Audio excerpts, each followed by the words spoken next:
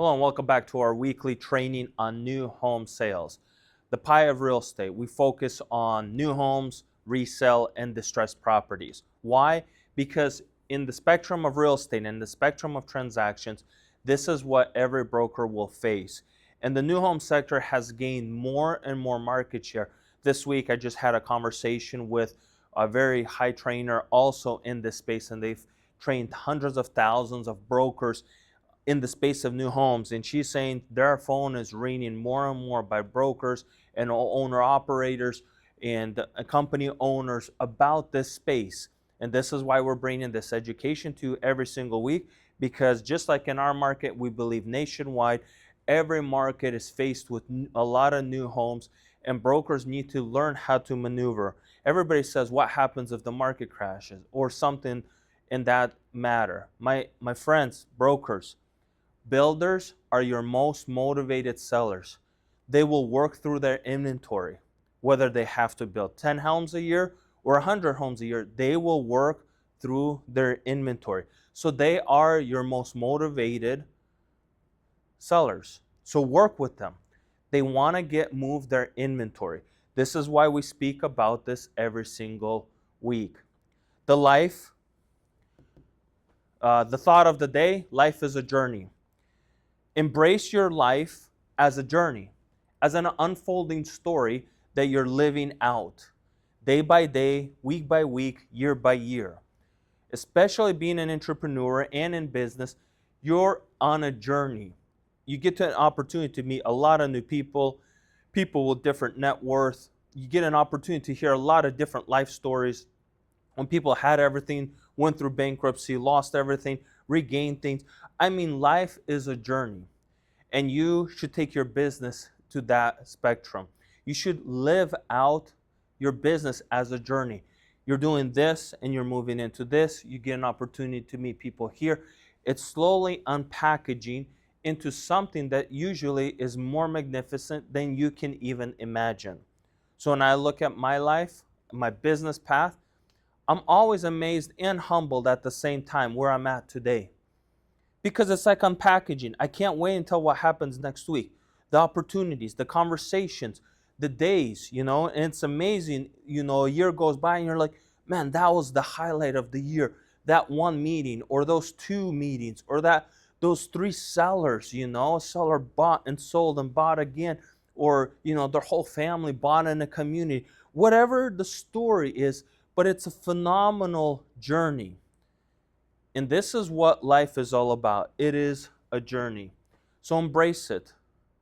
Embrace your own life. Embrace the journey. Life of a builder. Last time when we talked about the life of a builder. Why do we talk about this and why do we name it the way we name it? Life of a builder is very important. You as a broker have to develop a mindset of what the builder is thinking, what the developer is thinking, what the investors are thinking, what other brokers, and this is why we bring different podcasts and different interviews to our channel, so that way brokers can hear what other builders are saying, what are inside salespeople saying, what are the lenders saying about new homes, and wrap your life in that. You have to understand the mindset.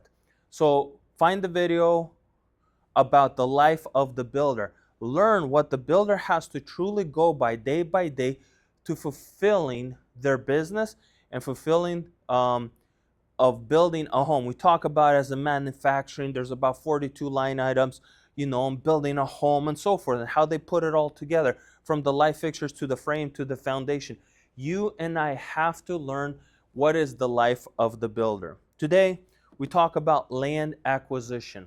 Acquisition means acquire, means you're buying or you're focusing or we call it brokerage as brokering a transaction, but this is you acquiring. This person, the life of a land acquisition, he's acquiring land, whether for the investor, whether for the developer, whether for his personal portfolio, but they're in an acquisition position. And again, why do we talk about it in the spectrum of life? A lot of these brokers who become land acquisitions, they learn everything that has to do with land. A lot of brokers will drive through communities, inner city developments, urban developments, rural developments. They'll just drive through it. But this person, they have an eye for it. They're driving and they're like, you know what, there's 20 acres here. And I think, somebody 2 streets down developed this 20 into 5 acre parcels. Let me look at that. They have an eye. They're driving inside of the city, inner city limits, and they're like, whoa, that house has an oversized lot. And I know what my buddy did, 2 blocks down. They took this and they split up into 3 more lots. Or another case, and so forth. These are the mindset of a land acquisition. They're always in sourcing and looking at land. A lot of people have an issue with this because when they look at a piece of bare dirt, it's hard to imagine what comes out of it. So easy to look at a house and say, oh, there's a house. It's blue or purple or yellow or whatever. Oh, it's a farmhouse. It's a 2-story. So it's easy just to look and not think.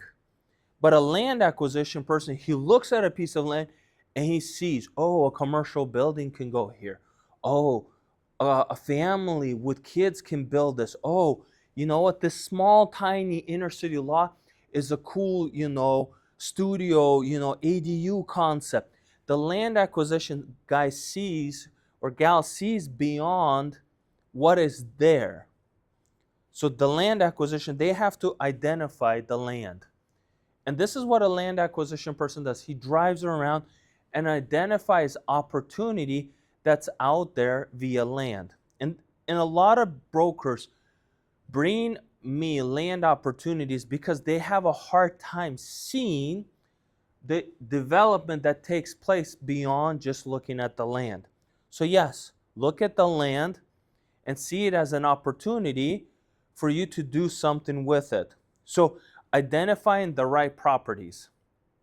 You always have to look at the right properties. Your A properties, your B's and your C's. You should always work on your buyer pool.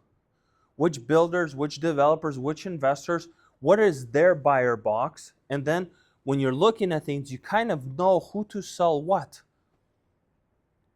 So second is negotiating agreements. Land oftentimes has a bigger feasibility time frame than when you just buy a house. When we buy a house, 14 days. But land has so much more. You have to talk to the county, the civils, the permitting. I mean, you got a lot of things to do to figure out really what can come out of that ground. What can truly be built on that parcel. So when you're negotiating, there's more feasibility, there's more expenses. When a buyer buys a house, they usually have appraisal inspection and maybe, home inspection. That's usually their fees. When a person's buying a piece of land, they got fees to work through also. Maybe they want to pre-app with the county and see really what can be out of it and so forth.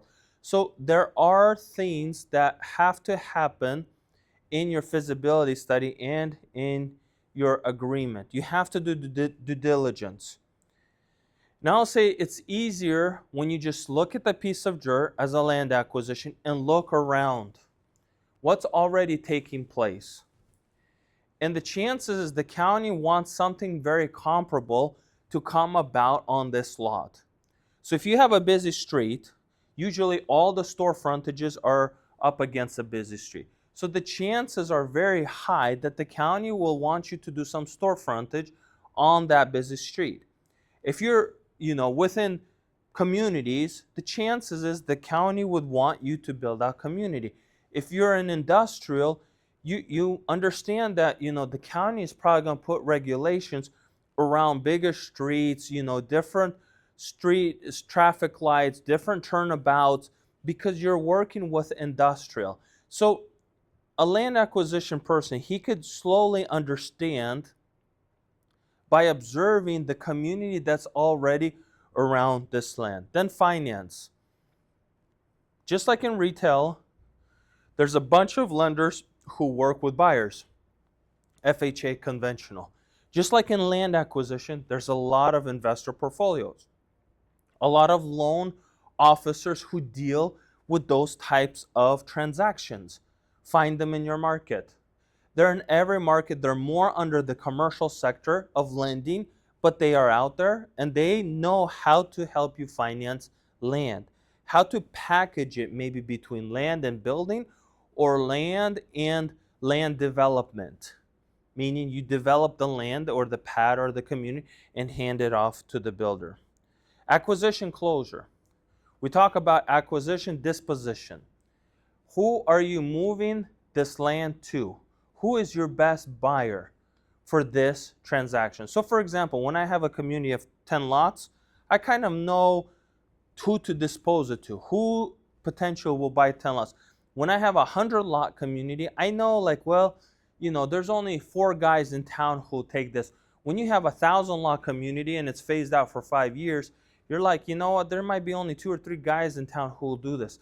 So land acquisition guy, he has a really good pulse on who's buying what in the market. So he's focusing on acquisition, but he's also focusing on disposition. And focusing on disposition is also a strong element in land acquisition. So, the life of a land acquisition. A land acquisition is a person who brings land to builders or developers. And if you're a broker, there's a lot of brokers who do land acquisition, and it is part of our new home division here at Keller Williams.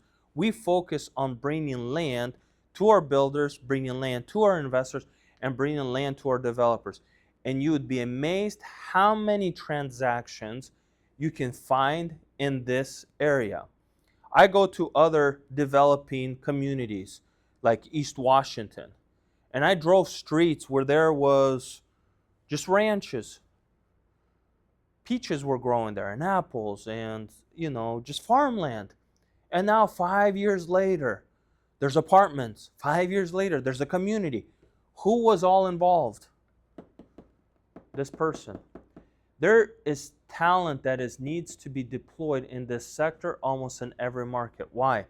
The market share is growing in new home sales. That means more talent is needed in this area. It's just like anything. There's an AI boom. If there's an AI boom, they need 1,000 more employees. Well, if there's a new home sales boom, they need people to move into that space and facilitate all that business. And guess what? The market share in new home sales is up. It's up there. People do not want to give up their 2%, 3% interest rates. So for whatever length of time, new home sales is going to be a strong complement to your and my immediate market needs. So buyers in our market, they shop. They go one place, another place, a third place, but then they eventually find out that there's nothing else they can buy but a new home.